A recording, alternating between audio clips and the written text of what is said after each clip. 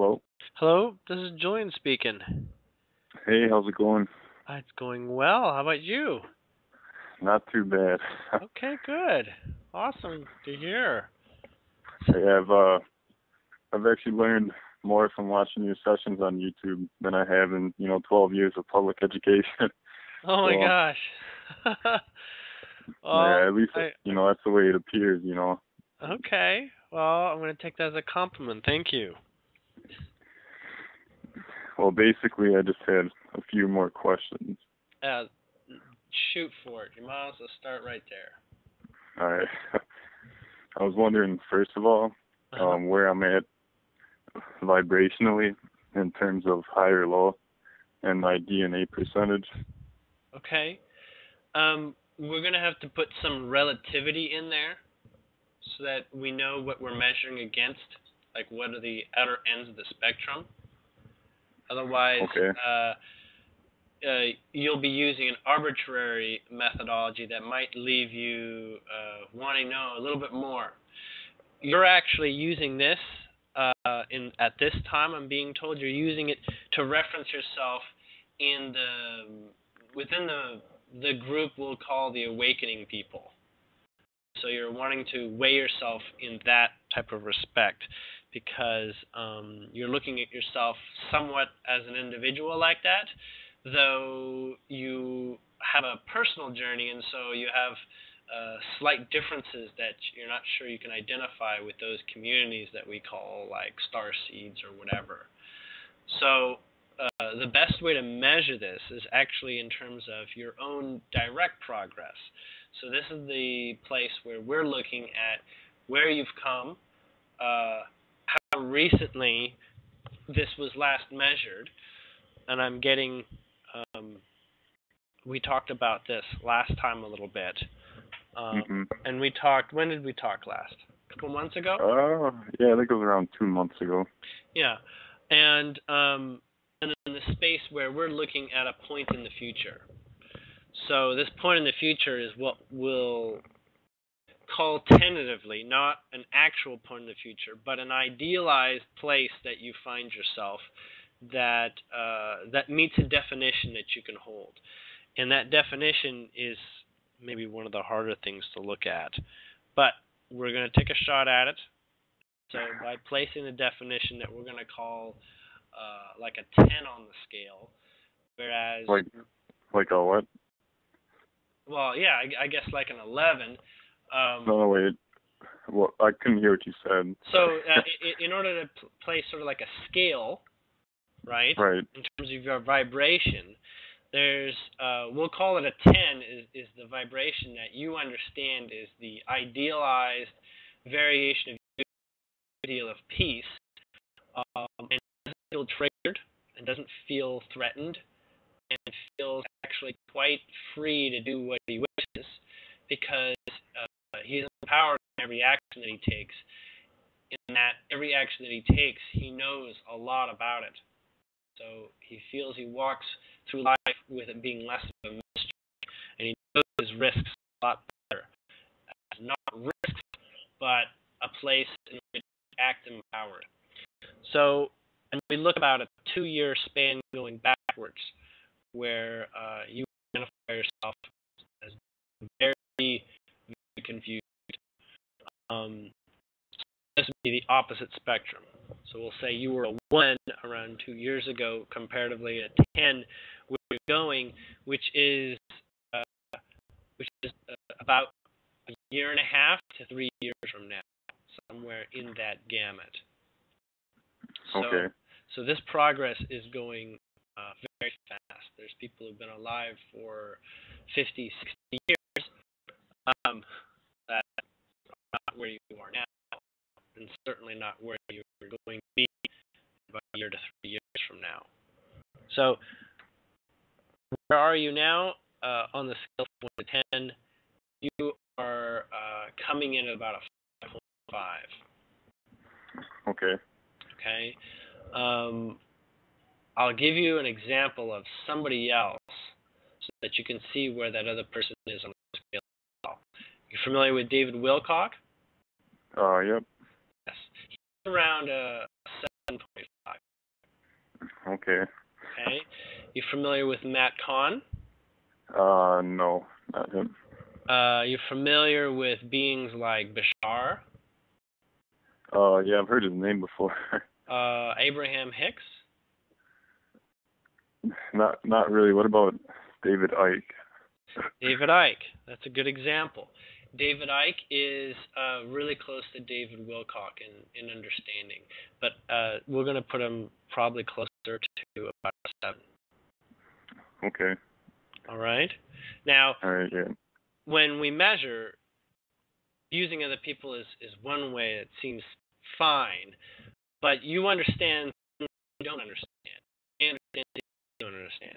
So it's not a perfectly relatable scale. Okay. All right. Well, yeah. But with relation to density or perception of your energy frequency going up, we can clearly put you in the 4th dimensional perspective. This is a very short-lived dimensional perspective by the definition that I go by. The 3rd dimension is where you observe all the limits. The 5th dimension is where you observe all your choices. There's a place in between that is highly transitional. It's like a period of observation that you don't see time in, but in that place, you start to look at limits that are grounded and you begin to let go of them. Limits like simple things like how things manifest and how time operates and how important is time, and things like, you know, what is a relationship really? Like what is the pact between any two people? Things like this. And so as those go through, you'll find yourself in a 5th dimensional perspective where everything feels a lot more like a playground. You know, a lot more choices. Like at Disney World, you may go there and you say, well, there's not really any bad choices of what I could be doing here. There's choices. Right? There is vibrational preference, which you get to discover within yourself, but that's not fully understood until you get close to the 7th dimension, where you have the gamut of choices from 5th, and yet in 7th, you get a full understanding of your internal guidance system, like your internal compass, and start integrating high sensitivity for what your heart asks for. Okay, so where you're headed is actually in that direction. That's where like a 10 is. Does that make sense? Yeah, that puts it in good perspective. Okay. So you're 4th going to 5th. You'll soon see a great deal of options of how you may choose to live, almost like the perfect way to live. You'll see that. And the perfectness will be that there are a lot less rules than you understood about reality. Or that you're actually at the point, the quantum point at which you actually choose reality, and so therefore your choices are not used as a circumstance to determine mistakes. Okay? There's a place where you'll understand more, you're understanding already a great deal about it, where forgiveness is a way to give yourself greater empowerment on your ability to choose your future. Because you're not judged by God by what you do. You can shoot someone in the face, say you'd be judged, but that's actually personal karma. You're judging yourself, and you're attracting a reality that will punish you. Does that make sense? Yeah, yep. Yeah. Instead, you can shoot someone in the face, ask yourself why you did it, find out if there's remorse out in that, and go through remorse, go through what bothers you about what you've done, and begin to make decisions as to what kind of reality you want to come from that. And that may involve shooting more people in the face, but more likely it'll involve a place where you never see that again. Like you'll say, I'm done with that, been there, done that, it's over with. Okay? Yep.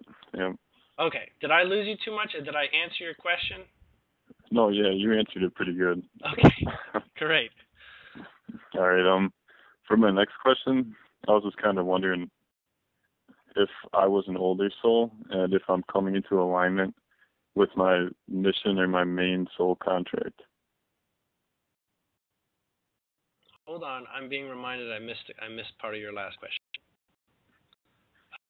You wanted a percentage. Oh, yeah. It's funny, I forgot all about that myself. We'll put it this way. By the 1.5 years to 3 years from now, you're going to look back at even right now, like who you're right now, and you'll almost forget. You almost forget who you were right now.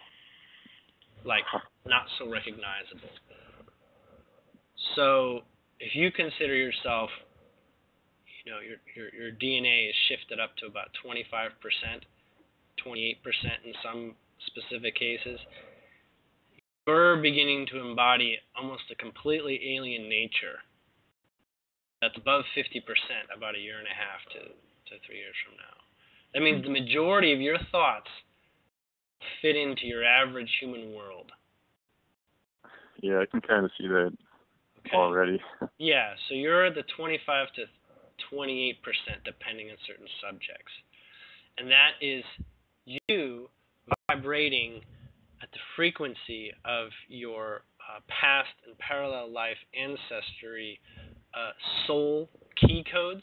So these are parts that are delivered to your through your soul, because your soul has a connection with them and all your other lifetimes. And they're coming through as being pertinent, and they're being allowed more and more. And so you're gaining perspective, and this place where you say, what is it to be human? Well, you're going to find out how enjoyable it is to be not so human, because you'll gain direction and interest about some very non-human-like ways of going about stuff. Okay, now that's not saying you're going to not fit in. This is going to be extremely attractive to you and therefore to others, okay, who are in a similar type of way to recognize the benefits and not be fully hidden in the cage of programming. Okay. All right. Did you have questions off of that? Yeah, I just had a quick question. Was that primarily Arcturian? It would be primarily Arcturian. The lifetimes that you were is Arcturian, and one in particular is the one that's going to continue to make you out to be a decisive individual. Okay? All right. Think of it as another way, especially with the Arcturian vibration.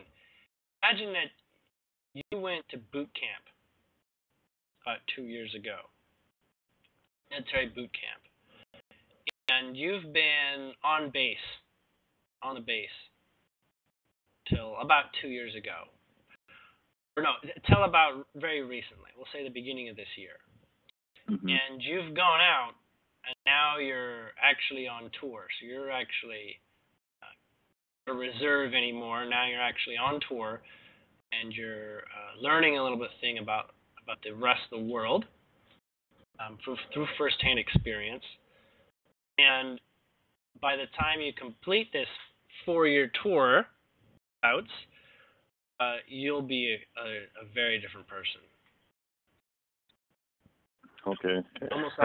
Almost like the feeling of saying I'm growing up to be a man, except, what's the next best thing after saying I'm growing up to be a man? I'm growing up to be a holy person? I don't know. Right. Okay. All right. Well, for my next question, then I was wondering. Okay. Do you remember it? No. Can you repeat it real quick? Okay. Yeah, I was wondering if I was an older soul and if I'm coming into alignment with my mission or main soul contract here. So you are extremely in alignment.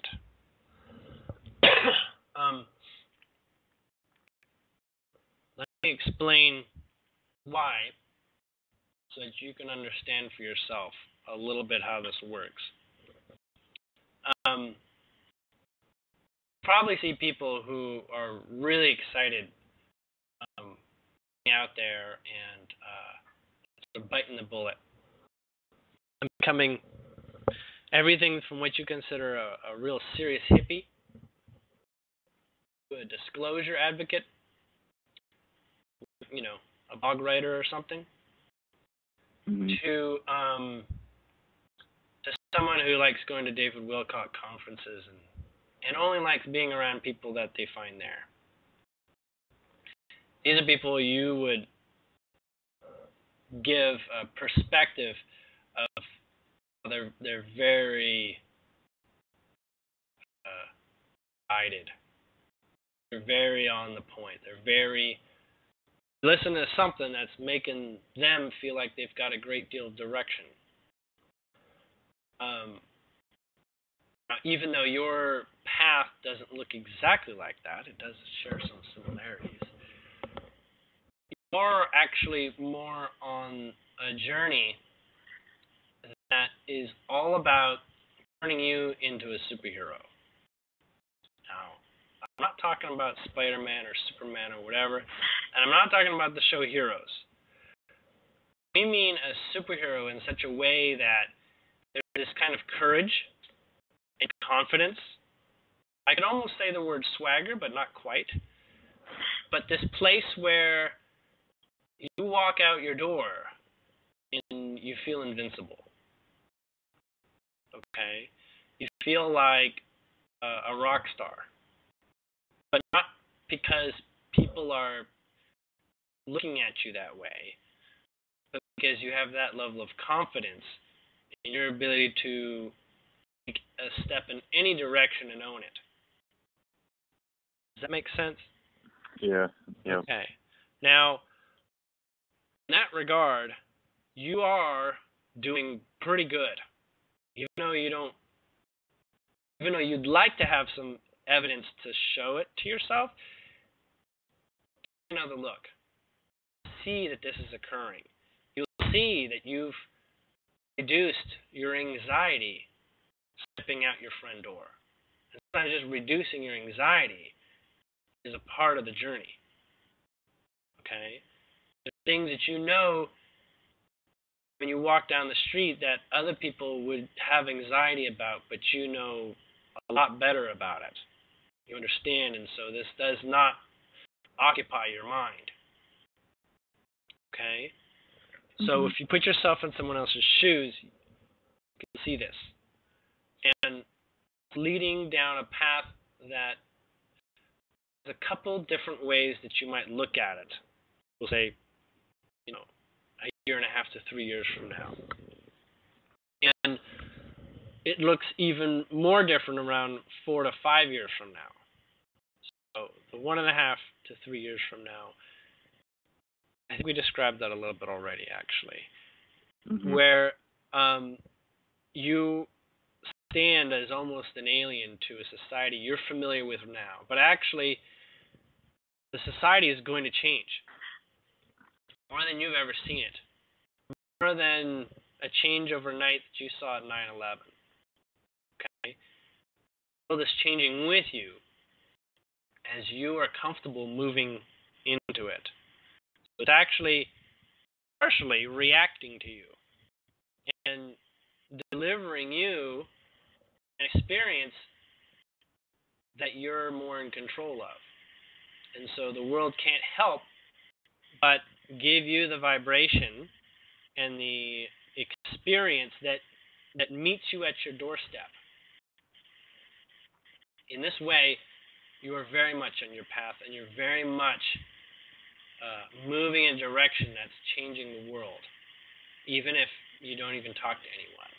You do like to talk to people, but it's changing in the way that you approach it. It's not in a case-by-case where you need to know this. It kind of be this case where people will ask you questions, and you'll be like, surprised, somebody asked you the question that you happen to know a great deal about, that you just figured out recently? Have you seen that already?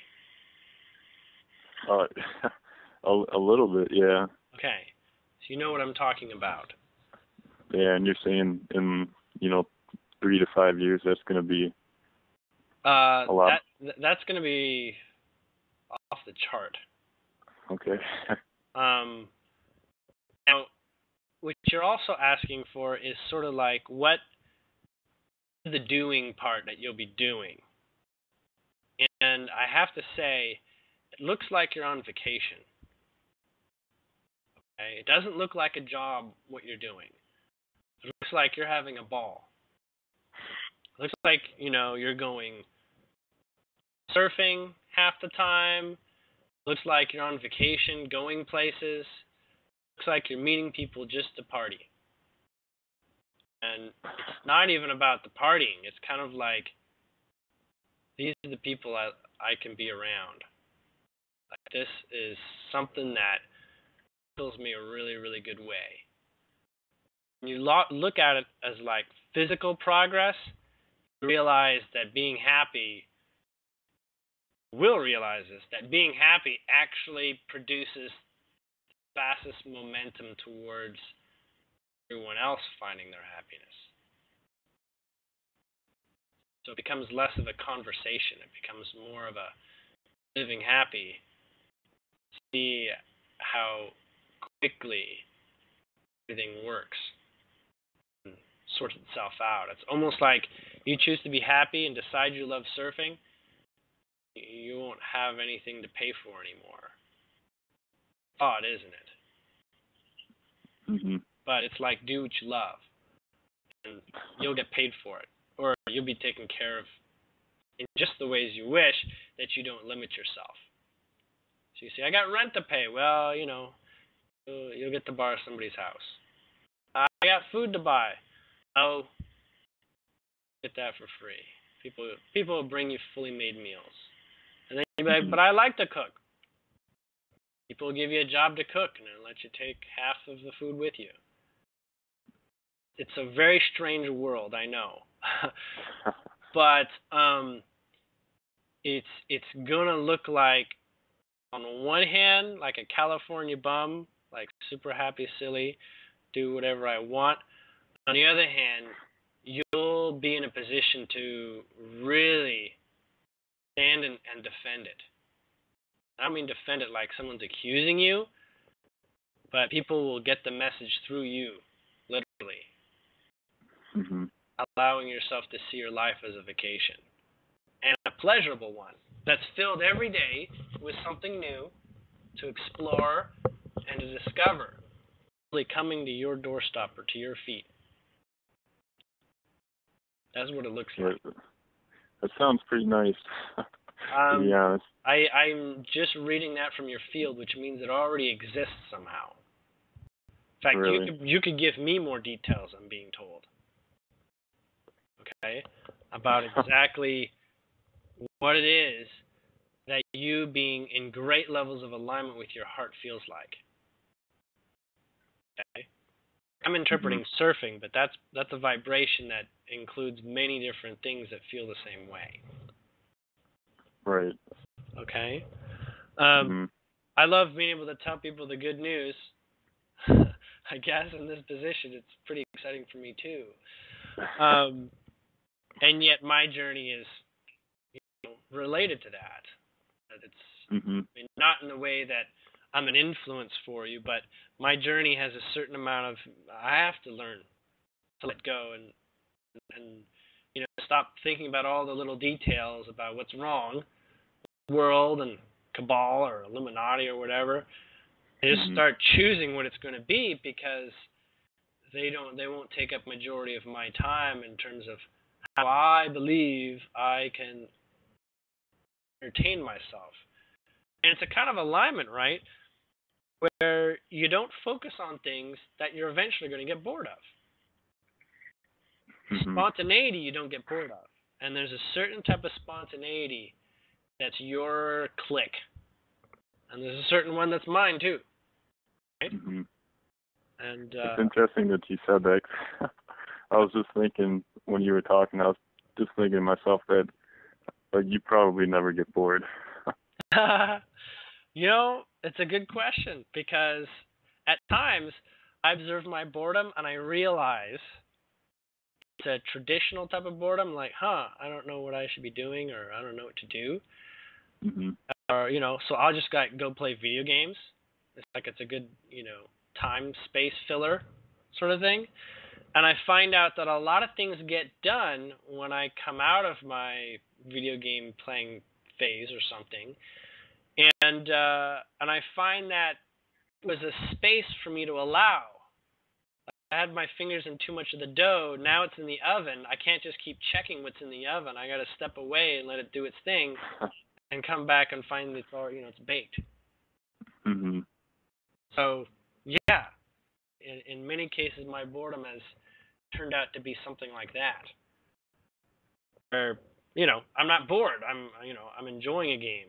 I'm playing a video game. It's entirely designed to keep my vibrations up, and feel accomplishment and such, Mm-hmm. So, yeah, at times video games is absolutely appropriate. Just like, losing yourself to listening to music for like a whole day. Yep. So, where do you want to go next? Well, I was also wondering, I'm not sure if you answered it in there or not, if I was an older soul. Yes. We're going to use that term, yes. The term that, yes, you are an older soul. Why? Because it takes a soul that has done so many things right and wrong, from one way of looking at it, that you actually move very quickly in your life, and you're ready to. Without a whole lot of having to experiment. There's a lot less experimentation. And so that offers a great deal of rapidity. And the other part that it does is it gives you, even though we're going to say you've dismissed this bonus card you get, it gives you a lot of patience. Old souls get that. Mm-hmm. But that specific marker, patience, has been tempered in you so that you can get excited. So what you understand as patience is a slight different definition. Patience is a little bit more this place where you wish to find just enough to accept something the way it is, and you steer clear of it, and you keep your space from it. You say, whatever it else is, I'm okay with all the other things surrounding it, whatever they could be. Okay. But where people might say, be patient, that may not make any sense to you at all in the way that they mean it. My job's not to be patient. It's something I actively want to get involved in. So why hold me back? Mm-hmm. Does that make sense? So yeah.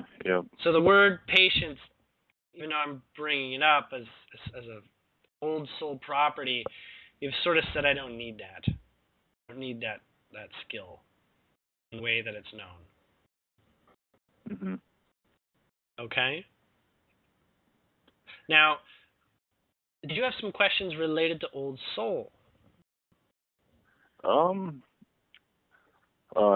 Not really specifically. I was just curious because, I've had some friends tell me, like they can tell something's different about me, and they say, like I'm more wise or something like along those lines, Right, like you've had life experience. Right, so. And that you come to conclusions easier. Mm-hmm. Those are attributes of an old soul, yes. Okay. But there's some people who are old souls, and they literally said, throw me in the deepest end possible. And so they can be very much in crisis mode. Like everything bothers them right now. And they don't have any solutions at all, but they come so that they can get even older, faster. See, stress, grows gray hairs, doesn't it? Mm-hmm. So, in many ways, that's the way they like to roll. So, in your case, you'll probably get gray hairs earlier, if not already, but that's just a product of how tangential you approach things like stress. Because in many ways that perhaps those people calling you an old soul, it would be too much. It's more pressure for them than it is for you. That's probably an easier way of describing it. Oh, yeah. Yeah, that actually rings pretty true. Because you're like, I kind of feel like I know my way around this.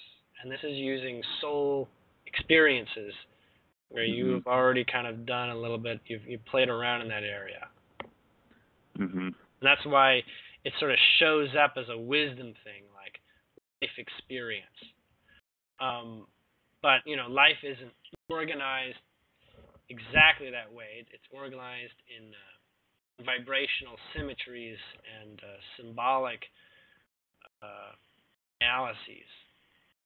You're talking about the physical world. It's an entirely symbolic universe.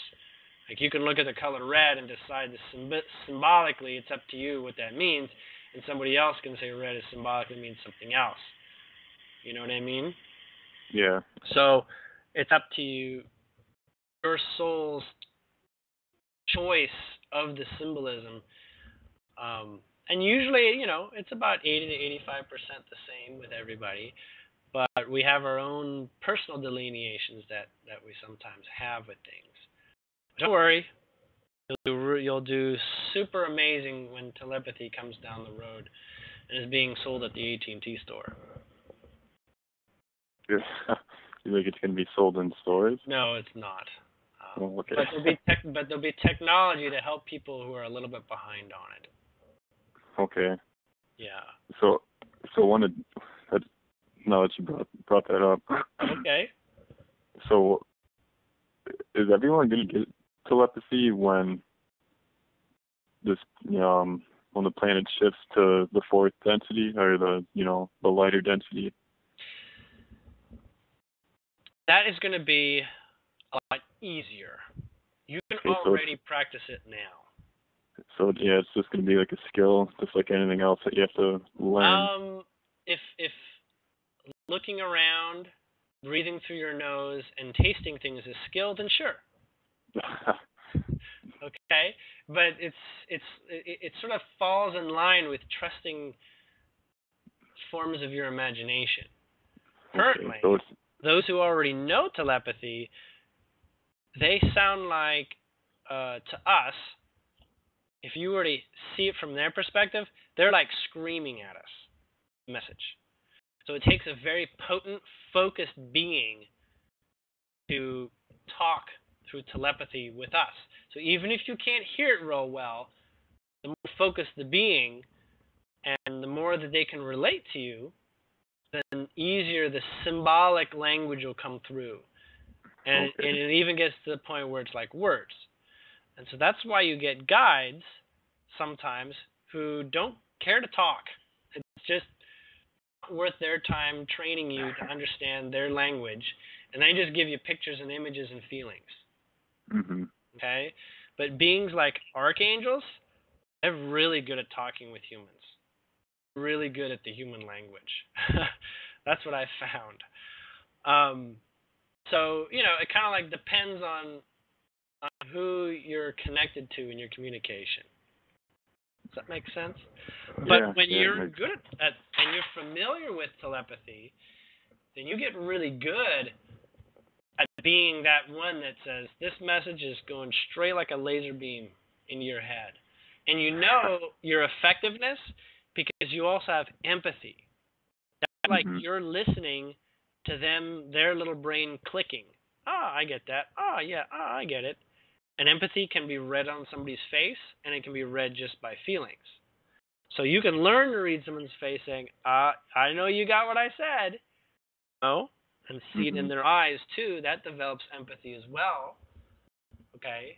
Because there's very subtle, energetic messages of what's coming through when you look directly into their eyes and they look into yours.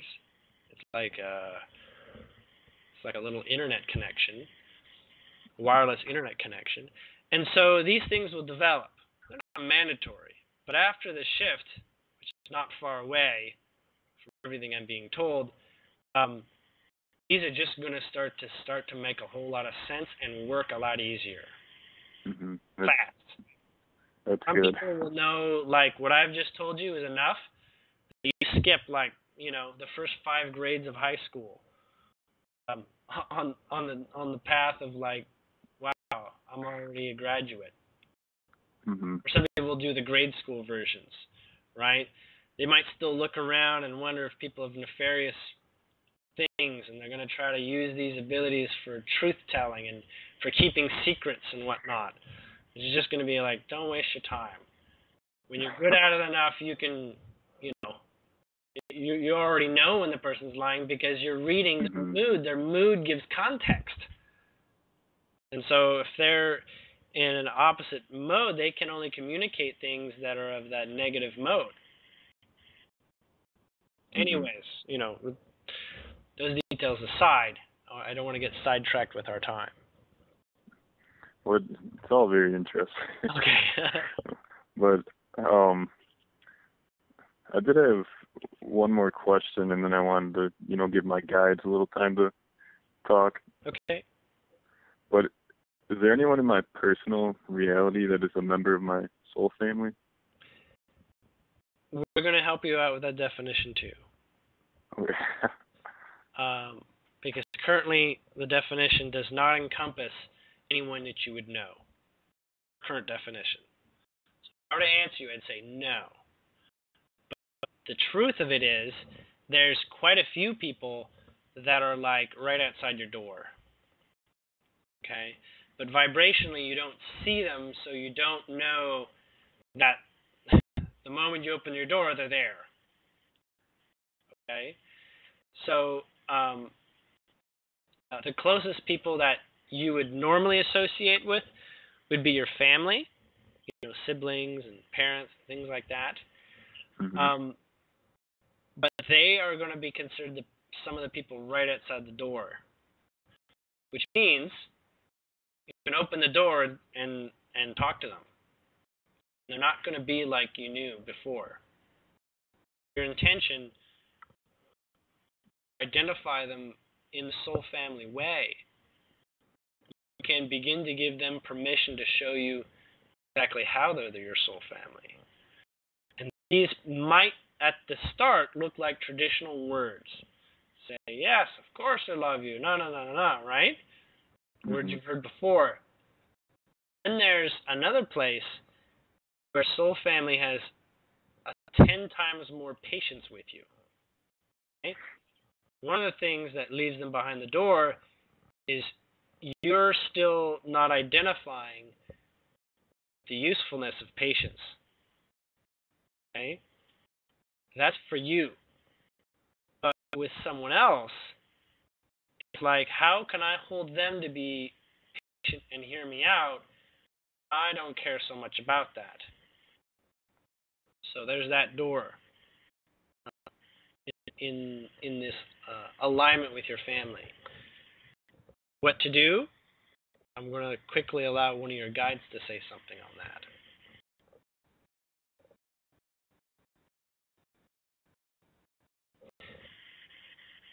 With those, like your family, keep the attention on elevating vibration.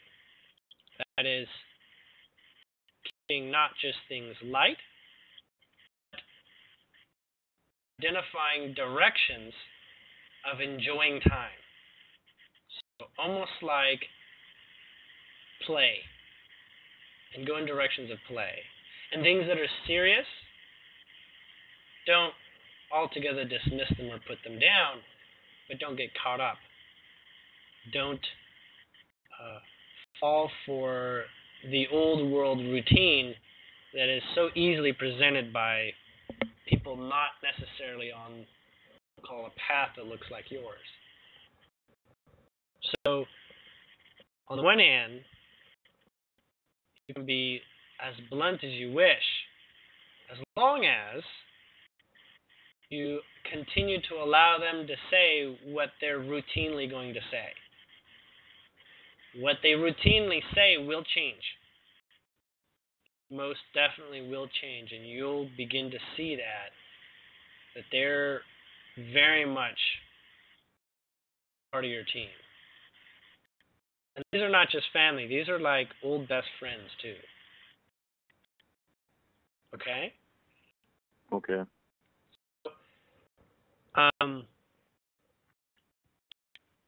The one strongest identifying property when defining soul family is not that they're going to stick around with you forever.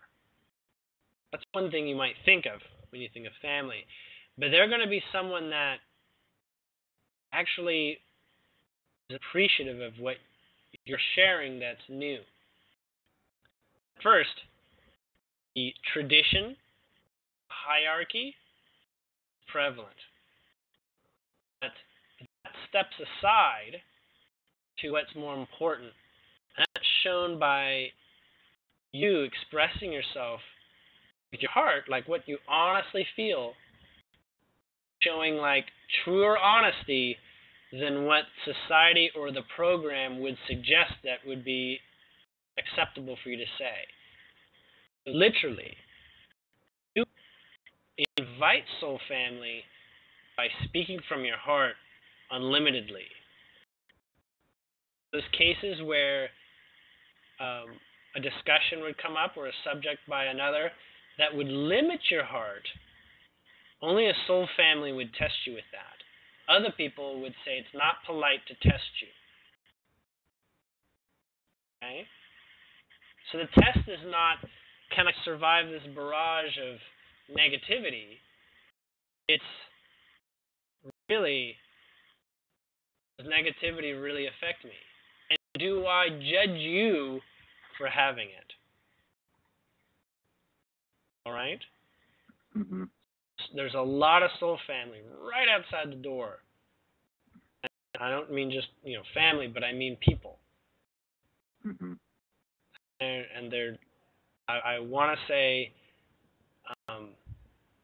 probably after this recording, you're looking at less than about a month or a month and a half before you're very clear who's with you, who you're ready to work with in this moment. Yep. It's going to start to feel less lonely. All right, that's going to be pretty, yeah, pretty nice. It will. Because you'll feel, even if they don't get it all in one shot, you'll feel that you can talk and be honest. And you know that they know that you're just being honest. You could be a jerk, but at least they know you're being true to yourself. And that is the most attractive thing ever you can find in someone. At least from the old 3D world. All they're wanting is authenticity. And when people want authenticity, it either absolutely drives them insane. It drives them insane because that's the hurdle they are to make themselves. Okay? Mm-hmm. Yes. So, you have more questions on that or some specifics? Because it sometimes gets broad when I talk. Well, like I said before, it's all very interesting. Okay. But what are we doing for time right now? Do you got the time? We've got about 15 minutes. Okay, well, I'd like to give my guides some time to talk. Yes. They've been waiting.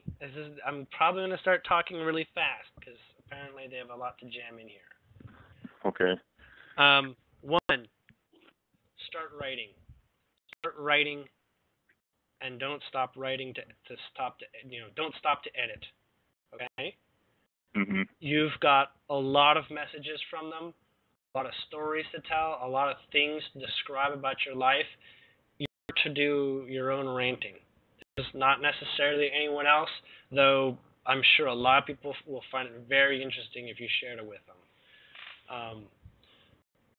It's almost like ranting. It's what it does is it exposes a lot of limitations that are ready to be dealt with. So at first, ranting sounds like complaining, or sounds like talking about things that are exciting that no one can relate to because it's just exciting to you in that moment. But it's going to be a little bit of a back and forth. Okay? It's going to be wonderful things that you're sharing, and it's going to be like, what the hell? And I got to talk about it because no one can hear it. That is a release. Okay? Mm-hmm. There's a lot to say there. There's going to be guidance mixed in there, things that are going to feel prophetic, things that are going to feel like, wow, where did that come from, and things like that. But just start typing. Don't stop to edit. You got to present it. Okay? Mm-hmm. It's going to come out faster, and it's going to come out more organic. You don't take a moment to stop. You don't have to make complete sentences. Just type for the sake of getting it out. When you look back and read it, you at least know what you're tapping back into. Which you're, at least the only person needs to understand is you. Okay. Mm-hmm. And it's not meant to be like read as something, some sort of cryptic mystery. 2-3 years from now, it's not going to matter. Within 24 hours, if you can read and understand, it's going to hold and yield benefits.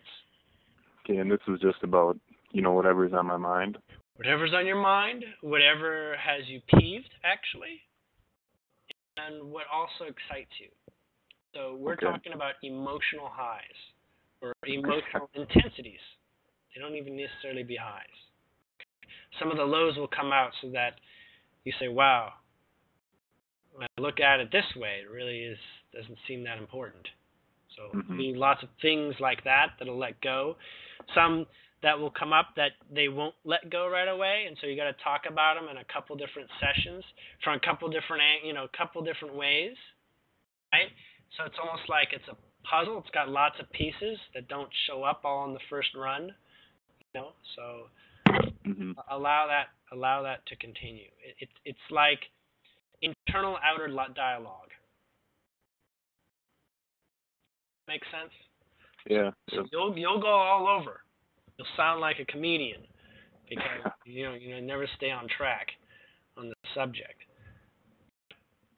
This is something some people it really, really helps. And in your case, that's the first thing they wanted to tell you. That will do you a lot of healing. Okay? Mm-hmm. To prepare for this, all you need is a large glass of water. And you set just some simple intention in there to get the ball rolling. You familiar with heart cards? Oh, no, not really. So there's these little cards that you pick up one a day, and it has some sort of like nice thing, like loveliness. It could be a word, or it'll be like compassion, or it could be like fearfulness or something. And then that'll be like, you keep it in your pocket, and you'll like, consider that throughout your day, right? It's kind of like a theme. Mm-hmm. So, find out what your theme is going to be, and there's any number of ways you can do that. You can do it very mechanically, drop your finger in the middle of a dictionary while flipping the pages, or you could just get the telepathic message for what a good theme is in that moment, right? Like it could be the word. One of the first ones you're going to look at is the word trust, analyzing the word honesty. And you'll start to analyze it and give your feelings on it and your 2 cents on the subject, or your 10 cents as it goes. And you'll go down the rabbit hole describing your own personal experiences or ones that you're observing. Okay? Mm-hmm. You can almost leave it in a sort of comedic light. But at times you'll see this is kind of a joke, isn't it? And that will adjust the moods that you don't actually dip into depressions so much. And this was a large glass of water, right? Large glass of water. And you put the intention into it? Put the intention into it, you speak it, and you say, glass of water, today you're reminding me about compassion. And that's the theme. Okay. And then you take a drink of water, you drink about half of it or something. Doesn't matter how much you drink. You don't even have to drink it. But drinking it will help. Mm-hmm. If not, it'll at least get you to take a quick break from writing to go to the bathroom. Okay? The timing of this is actually best done early in the morning, like around breakfast time, or not before you go to bed, but maybe an hour or two before you go to bed. Mm-hmm. So 5 minutes to, depending on how much you get down to, upwards of over an hour as it suits and feels comfortable. Okay? Note that whatever didn't answer, whatever feels like an unfinished business or an unconcluded argument or discussion you've had, note that you've put out the intention to get that answered in a very clear, direct way. Okay, so it's also a request for someone to help you with this bowl of spaghetti and sorting out what's what. Mm-hmm. Okay?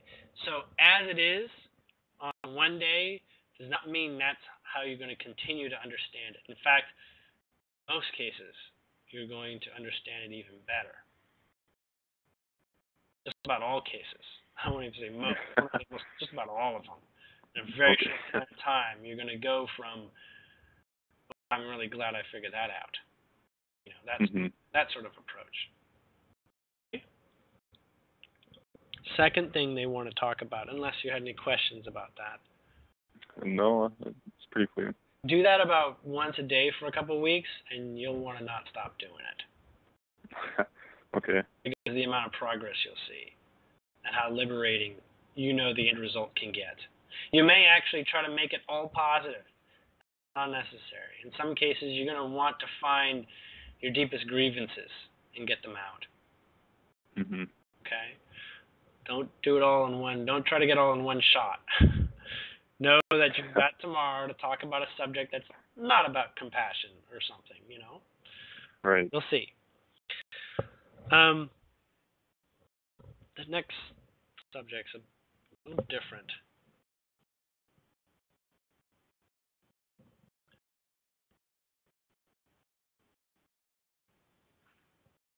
All right, this is bizarre, but I'm just going to go with it and hopefully get more guidance as we move forward with it.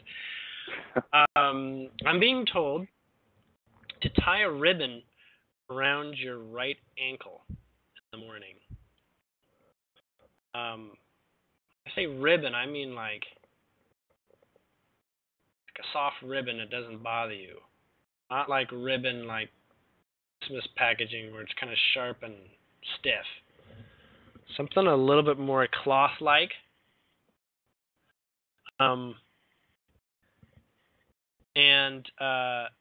Whatever you come across, the color will be synchronistically the right one. Even if you think black is not a good idea, it's okay. That's the one that you came across. You're only looking for one. And untie it at the end of what you would consider your business day. Okay? You tie it at the beginning of your day, and then the end of your day where you would be considered concluding business, that point where you get home and you drop on the couch sort of thing, whether you've got a job or whatever, you untie the string. This string holds, this makes more sense. This string is what holds a lot of these limits imposed that you've agreed to. When the string is untied, they don't hold you anymore. It's kind of like leave your work at work. Oh, okay. Thing. But it encompasses more than that. It's almost like let people be blind and asleep out there while I'm out there. Mm-hmm. When I come home and take this off, everything's perfect again. Right? Because now I'm living in an open world where all potentials are at my fingertips. But what this really is not about you blocking out other people. It actually has more to do with letting them bother you. So it's going to turn into you just don't observe so many limits directly, or they slide off of you. You have a greater acceptance. You don't stand to be so challenging in just the way that could be inappropriate. Mm-hmm. Okay. So this ribbon is sort of like a protection. On one level, it's a protection. On another way, it's like that support you need that says, "Hold me back, Jim. Hold me back. I want to slug him." No. So it's kind of like that at the same time. Mm-hmm. It might seem odd, so you can have it under your sock. Other people need to see it. It's ideal if it actually has some, a couple inches I'm being shown. Not so much that it touches the floor, but so that there's some sort of trail on it. Don't tie a knot in like a shoelace knot so that it's easily removed when you need to. Mm-hmm. The perfect ribbon would be something that get like a kitty's attention if you were to just like dangle it in front of it. A kid's attention? Like a kitten. Oh, a kitten. That Okay. wants to play with it. But not string. This has to have a sort of wide appearance. Wider than shoelace. Okay? Mm-hmm. Do you have any questions about that? I know it sounds vague, but it's something one of your guides has been helping you out with, and they said this has really helped them do their job. Okay. I'll just, put faith. Okay. Which one was that? This is one that is identifying themselves as Edie. As what? EDI. Edie? Spelling. Okay. Edie.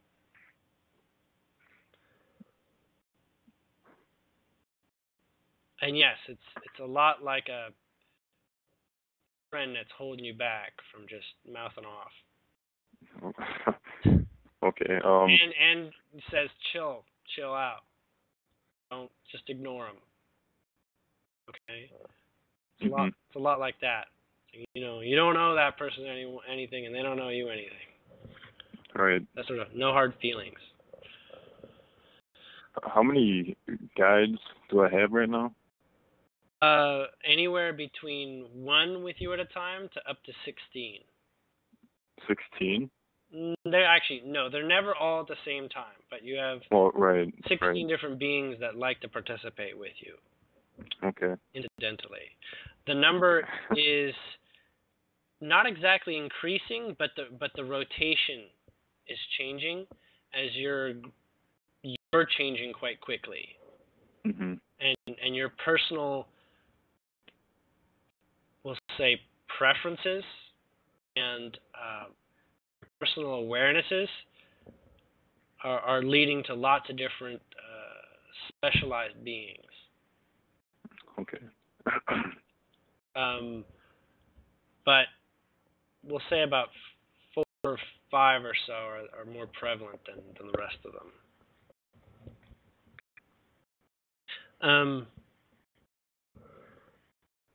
Let me think here.